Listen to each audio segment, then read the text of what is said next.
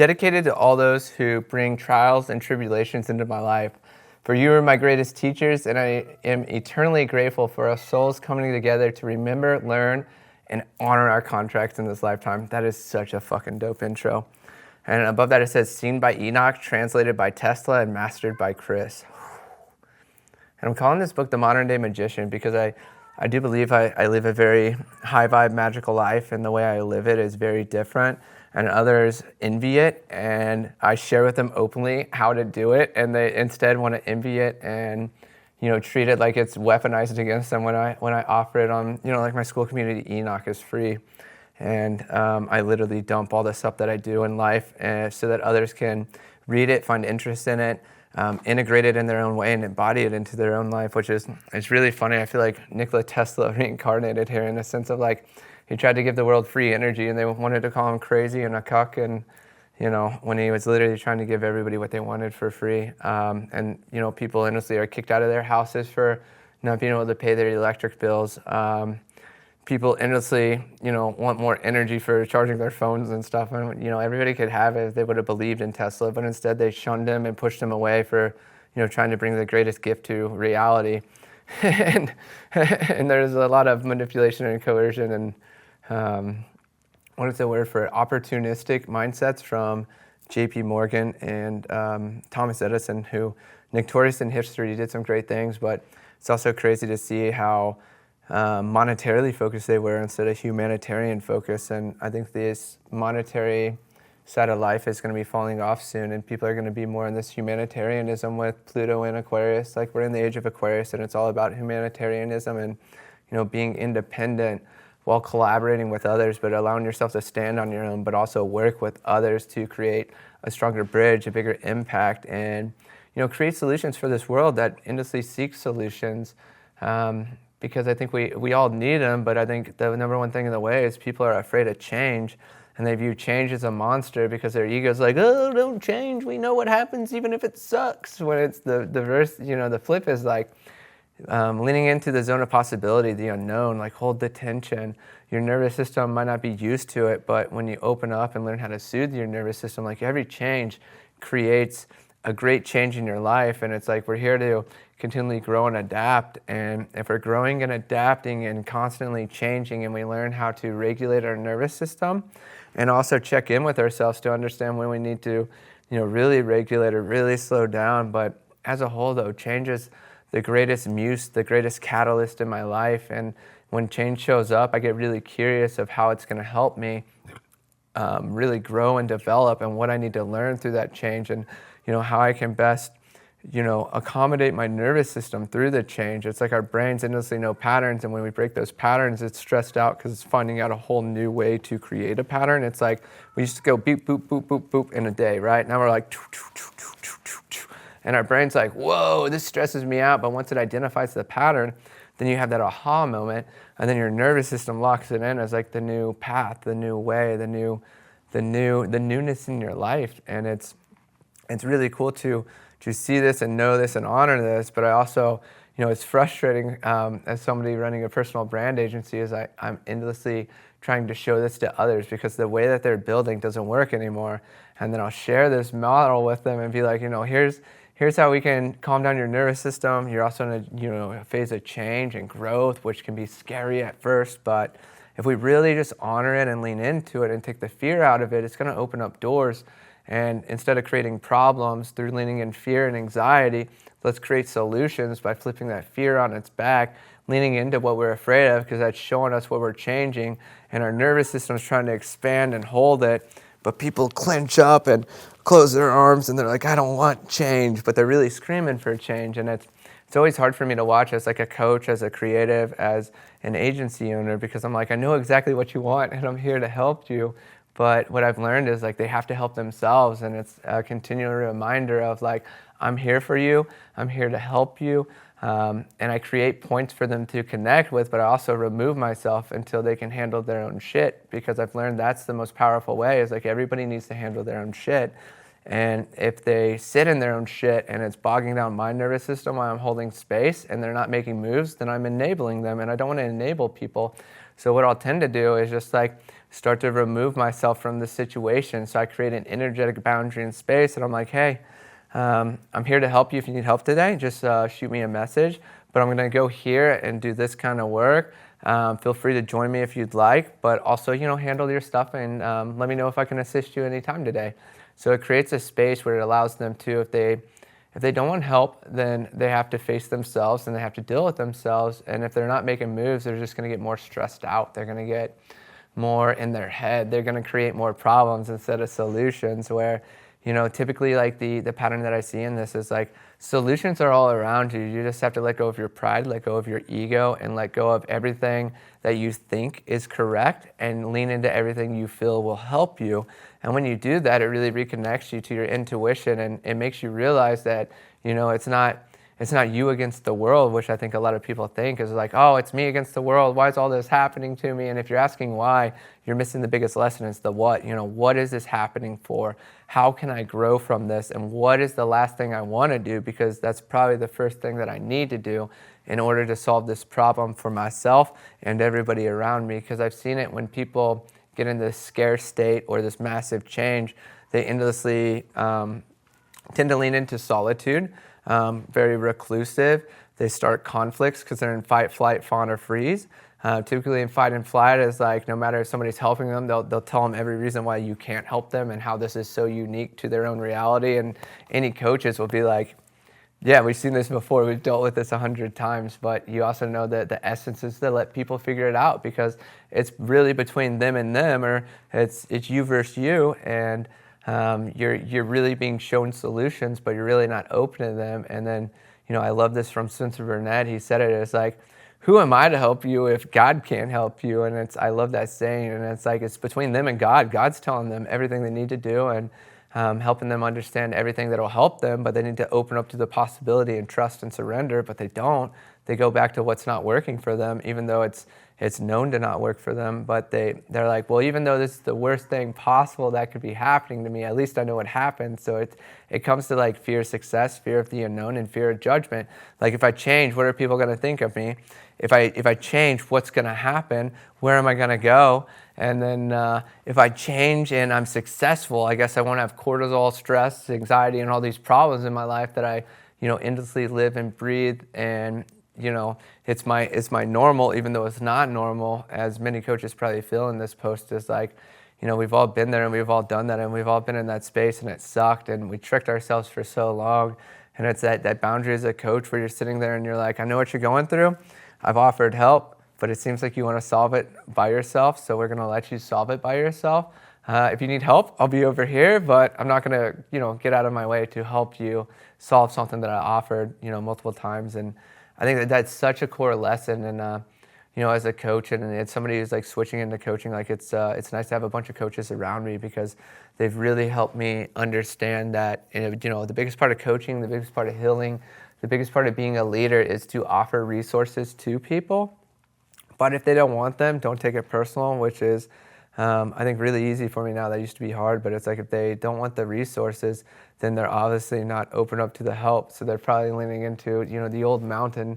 If you think of life too, it's like they scaled this mountain with this skill set, but now they're on this bigger mountain, and the skill set doesn't work on this mountain. So then they have to learn what skill set works on the new mountain. So it typically comes through like trial and error, where they'll trial the old skills working again because they've leaned into them for so long, and then they're like, oh crap, those don't work. And then I think that's when they tend to come back. After they try it, they fall flat on their face, and then they're like, okay, I do need help. And then they realize everybody around them is there to help them, but it takes that ego death, and it's so hard to watch as a coach, but I'm also like, I don't have to watch this. I'm going to go do my own thing and get stuff done. So, but it's a cool pattern to watch and understand, because it's funny. I'm the exact opposite in this. Like, I was talking to somebody else who I do, like a sovereign rewiring through of the brain, and it helped me so much. And it's like, as being somebody deep in the healing space, it's like, if I have anxiety, it's like I'm instantly like, okay, what am I not listening to, and what do I need to shift instantly to relieve that anxiety? Because I don't live in a world with anxiety or stress. It's like I use stress as a vacuum and a push, as like I figure out where the stress is, and I use it to push me, and I also stay in the center of this and allow the future to pull me, because if I get too far ahead, I don't have stress pushing me, and it's a great motivating factor if you know how to like channel it and hold it. But also, if I get too far ahead, I don't have stress pushing me, and then I get too far ahead that I'm lost, and I'm like, what am I doing here?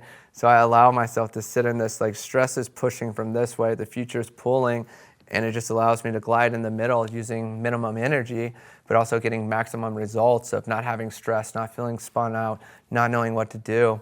And that's how I use stress. But then also, like, if I have something new pop up in my aura and I'm like, gosh, I don't know what this is, I get really curious and I lean into it and I try different things, and if I can't remove it, then I hit up my friends who are, in rapid transformational therapy, hypnosis, healing work, soundboard, since I'm a mental projector, and I endlessly just lean into anything and everything that'll help me, because I want to solve the problem as quick as possible and learn what energetic upgrade I got, what new spiritual gift or skill I'm playing with and learning, and what I need to, polarize from like low self-worth into high self-worth, or not trusting partnerships to trusting partnerships. And I do view the world as like polarities. There's angels and devils, there's light and darkness, there's highlights and shadows, there's tyrants and gurus, and there's all this stuff. But as soon as you can see left and right, I also know this tendency is to go to one extreme of doing nothing and one extreme of doing everything in order to find the center. Because I think when you know both extremes, it allows you to identify what the center is. And especially in my chart, I have a Libra as my midheaven and 29-degree anaretic, which is, it's been like the thing that's like, spun me out for so many years. But now I know like balance is all that I'm after in life. And it's like, not working out and working out too much isn't it, but figuring out that sweet spot. And it's like, I don't need to eat all day and I don't need to fast all day, but what's that sweet spot? And that's endlessly what I pull into my life, and I want to share with you is like, when you know both extremes, it allows you to find a sweet spot. But also it's like really nice to have people in your life that you can use as soundboards. And it's like sometimes when trauma and this stuff pops up in our minds, we replay it with everything in front of us. So when we have a turbulent reality, we create turbulence out of reality. But reality is really not turbulent. It's just we got this active loop open in our subconscious. Is like, I got to recreate that trauma. So it takes anything and everything that's in front of people to create trauma with. And that's what I always say too. Like when you're in a turbulent mindset, don't make any big decisions, because you're going to create turbulent solutions and create more turbulent in your life, or you're going to do something that you're really going to regret. Versus like before I make any big decision, I always make sure like my nervous system's chill, my life is chill, everything around me is chill. And if I have to make a decision to create clarity from that, then I lean into the people around me. I'm like, hey, have you been through this? If so, like, what did you do to soothe it? And what worked? And then if I need help making a big decision, then I'll also soundboard off them and be like, here's the decision I need to make, and here's the time frame I have. What do you think would be best? And I always tell them too, if I'm soundboarding as a mental projector, I'll say, everything I asked you, I really trust your answers on, but in soundboarding, I'm feeling the vibration coming back to me. So even though you're sharing what worked for you, there's going to be this vibration, and I'll know my answer when I got it. So I make sure I set those boundaries with people too, so I don't feel like an asshole, or just somebody who asks questions that doesn't act on it. But it's like I have a very unique access to my intuition, and I know how to use it, so I make sure people know how I'm using it, and also how I'm leaning into them for help in using it. But I also make sure that they know that I don't have to, that the answers are within me and I can, feel them, but it's their job to help me release those feelings or those emotions inside to know an answer works best for me. And that's the uniqueness of a mental projector versus like, a splenic projector knows in the moment. An emotional projector takes 24 hours. Depending on your style and your lines and your numbers, it's like your solution comes through different ways. Like a generator responds. So then it's like based on a question, how they respond, and so forth. But it's endlessly using, what I love is to use all these metaphysics and all this thing of the unseen around me to, really help me get clarity and answers. And it's so unique on my path, but it's also, it's hard being a coach too and seeing people struggle with it. And, but I think that's the difficulty of coaching in the earlier stages are like, what helps people, but they also got to help themselves. Like we're not here as healers and coaches and, stewards of even business to be like, let me show you what to do. It's all about letting people figure out what works best for them through your guidance and your skill sets, your network, your resources, and then allowing them to figure out a solution for themselves, because everybody does have to figure stuff out themselves. But, sometimes they're more stubborn, sometimes they're more combative, sometimes they want to create you to be the bad guy when you're really the good guy trying to help. And it's been a fascinating process to watch, but I also trust that everything's happening to help me grow and expand as a coach and to share information with you through whatever medium I choose. And then really just share this eclectically for maybe somebody going through it with a coach who's trying to help them, but they're resisting it. And then maybe for a coach who's like, I want to help you, and they're forcing themselves upon somebody who is creating their own solutions. But I think there's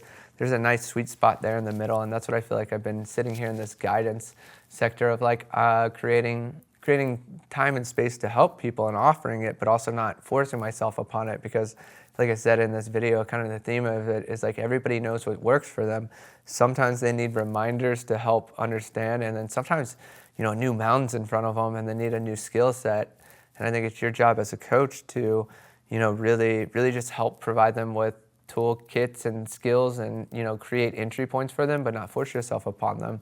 And also know that they're unique as an individual, and they're going to have their own way and method. And, sometimes as a coach, it's really hard to watch that, but it's part of their process. And I think the best coaches, like I said, I learned from Spencer Burnett, is like you endlessly can be there as a resource, but, if it's between them and God, and if God's not helping them or is trying to help them and they're not listening, like, who are you to help? And I think that's just the best way to look at it. Is like everything's happening for a reason. Everybody knows what they're doing. Everybody's going through their own process. And it comes time for us to honor one another, and then also offer help and assistance for one another, but not force it or push it onto them. And then, allow them to kind of see their own shit in the way. And when they remove it, hopefully it creates an entry point to get some help and assistance. But also, if they don't remove it, then they have to sit with their own stress, their own anxiety, their own pain, their own struggles until they're tired of it or exhaust themselves to remove it, to find solutions that are waiting for them. And I do truly believe that there's always solutions out there waiting for us. It just is, are you in the right mindset? Because if the mind's not right, the time's not right. And, if you're in the wrong place, energetically, and you're all over the place, how are you going to be able to see the door that's right in front of you that has your name on it and says walk through it when you're searching for which door to open? So, and I think that's the other one, is people are so afraid to make mistakes that, maybe a door doesn't open for them that they were banking on, and they're like, oh, that door didn't open and I was banking on it. But in reality, there's nothing behind that door but a brick wall. And, God, the universe, source, our intuition, our spirit guides the whole time are like, hey, this isn't the door for you. You've fixated on that door and you think that's correct, but we're showing you that this door over here is open for you and you're resisting it. But as soon as you walk through it, it solves everything that you're feeling now. And I think that's the theme of everything I've seen. And this is from learning in my own life, where I used to be like, oh no, that solution's way too easy. Like, why would I go through that door? I'm supposed to feel pain, struggle, hardship in order for success. That's what everybody says. But I live a life that's very different, and I've learned that. And even my method is this. It's what's a good way to put this is, the last thing I want to do is the first thing I need to do. And I literally live and breathe by that. When I was in Phoenix, if you guys saw the videos in my school community, Enoch, I shared that. It's like, I needed $400 for rent, and the old me would have stayed in Austin, Texas and been like, I got to figure this out. But the new me was like, man, I feel called to go to Phoenix. I got a buddy there. It cost me, $15. Let's go to Phoenix and create a solution. And then I had a massive transformation out there. It's on my icy sunline, and it's Phoenix. It's like I rose from the ashes. I was like, I had to, the last thing I wanted to do was ask for help, because I was like, oh, asking for help's a weakness. And I was like, nope, that's an outdated pattern. So what I did was I literally checked in with myself and I was like, what is the last thing I want to do? Ask for help. So then the first thing I did was ask for help. And I called up my friend Spencer Burnett and was like, yo, you got time for a meeting? I was like, I need some help. It shouldn't be a long call, but it should be relatively quick. I think you'll help me. He's like, yeah, right away, help me. And he's like, sounds like you got a money problem. Focus on things that generate money. And I did that. And it was, once again, uncomfortable. I was like, whoa, I hate, squeezing people. But I had an offer out and people weren't moving. And then, I made a little squeeze, and it's funny. They moved. Some people moved in, some people moved out. And I was like, problem solved. And then as soon as I solved that problem, I was like, yeah, I did have a money problem. But before the money problem, I had an asking for help problem. So I started solving it by first asking for help, then identified I had a money problem, took that advice, applied it, and then all my problems were solved. And along the way too, I had to ask a client for an advance, and it was only a couple days, and she gave it to me. And then I asked a friend who I've helped out a lot for some money, and he sent it to me, and then I magically had to send it back to help him out. But it's like, honestly, like the trigger that I had was, and this was like, 2 weeks ago, was I needed to ask for help.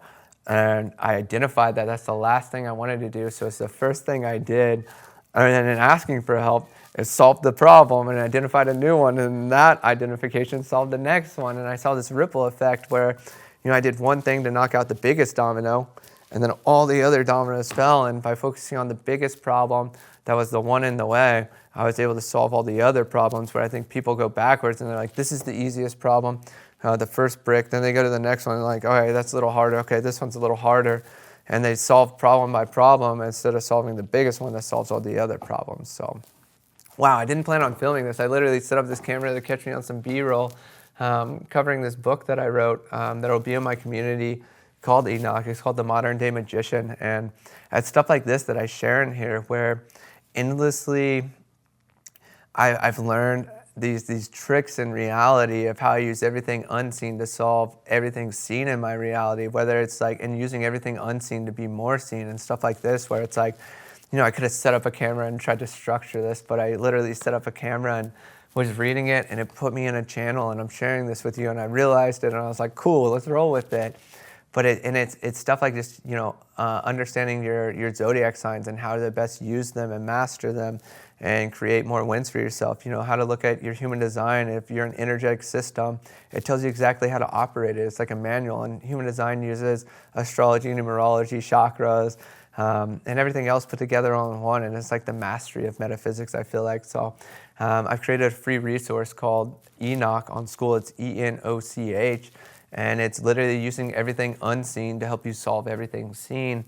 And this is like, with this book I'm working on, The Modern Day Magician, is like a practical application and storyline of how I use astrology, numerology, human design, and all my spiritual gifts and skills from a very practical and simple way in reality versus trying to make it esoteric, I think is the word for it, and taking it in a sense of philosophy, because philosophy is fantasy. Until you apply it to reality in a practical way that makes it very simple, then it becomes mastery, and you're able to alchemize anything around you instantly, which is why I want to call it the modern day magician, because I think something I'm really good at is alchemizing anything and everything. And I did this through a session with my friend Jody, and she's, I came in and out, and it was like, I had a lot of worry, I had scarcity, and I asked her for help, and we solved it. And it's like, what we got out of it was like, I get in a state of worry to show myself how well I can alchemize worry into success, and then other people can see that, and it doesn't come in to hurt me. It comes in life to remind me of who I am and what I can do and what I need to share with people. And as problems tend to appear in my life, I work through them very quickly, and then I find videos like this where I can share with others and, just teach them, not in a sense of like, I'm holy and mighty and want to teach you. It's like, man, I went through this really hard thing, and it was difficult, but I figured it out, so now I want to share it with you. So if you're going through it, you can learn from it through me, maybe accelerate the process and figure out your own way to solve it through the tools that I share with you. And that's how I'm approaching my school community, Enoch, and I wanted to share with you. It's like, it's not about like, this is how I do it and you have to do it too. It's more of like, here's life. I know I'm about a month ahead in everything I do as a mental projector. So in going through it, if you want to accelerate it when it shows up in your life, join this community. And I share everything very openly through ebooks and videos and different resources as it happens in my life to create solutions in your life if you're open and wanting to try that. So if you're open and wanting to try that, this definitely is a YouTube video. So I'll put the link to my school community in the description box below, which is the entry point, the pipeline to jump into my offer, the channel where I'm helping 12 founders build a really strong personal brand and monetize it while we're building it, which is so unique. And it's, right now it's a 10K offer. I'm going to grow it to probably a 50K offer for just the buy-in. And then after that, it has a unique profit split where I continually build as an agency. We have a support staff to do all the editing and build out. And then you as the founder are the one really getting to be the founder, where you're not having to worry about content and infrastructure and technology, but you get to be the genius that you are. And we all work together in an ecosystem to continually roll out products and build your ecosystem. So if anybody's interested in that, the only way into that offer is through this community, Enoch.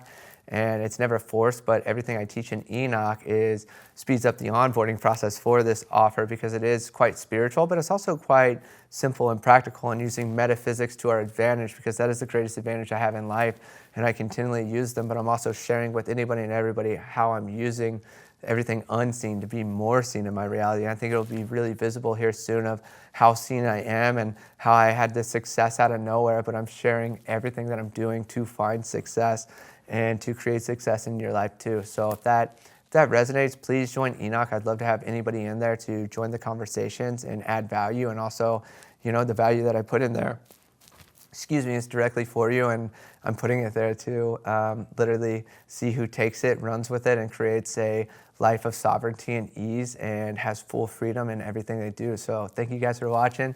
Peace out. Be sure to subscribe to this video if you liked it. Follow me on socials at byCHRIS, byCHRIS _ATX on all platforms. Peace out. I'm going to get back to work.